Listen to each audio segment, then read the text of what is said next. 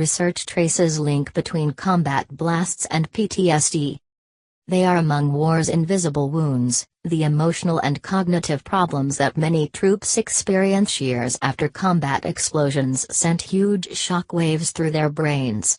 Whereas the link between concussions and post-traumatic stress disorder has become clearer in recent years, a specific connection between PTSD and blast waves has remained elusive.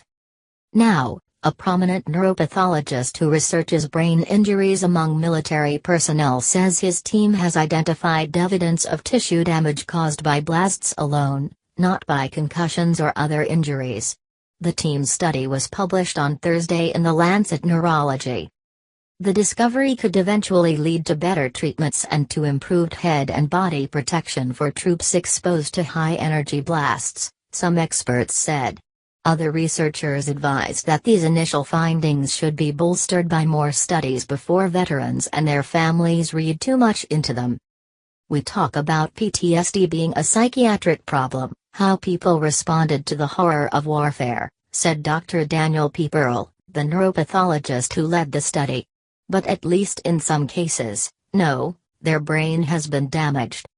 The real black box is to figure out who has this, added Dr. Pearl, who works at the Uniformed Services University of the Health Sciences in Bethesda, MD, the medical school run by the Department of Defense. Even the tentative results provided some solace to Jennifer Collins, who was married to one of the 5 male military veterans whose damaged brains were examined in the study.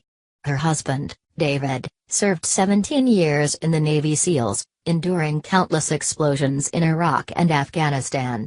He retired in 2012, and steadily developed significant depression, sleeplessness and memory loss.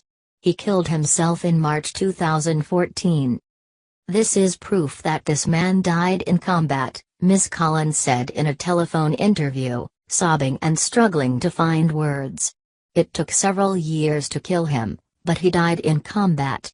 This finding is further validation about what I know about my husband." It is unclear how many of the 2.5 million United States service members deployed to Iraq and Afghanistan were exposed to blasts. A 2008 report by the RAND Corporation suggested that the number could be about 500,000. But some estimates suggest the problem could be greater. For example, a 2014 study of 34 living veterans from those conflicts found that a majority had experienced at least 5 blasts.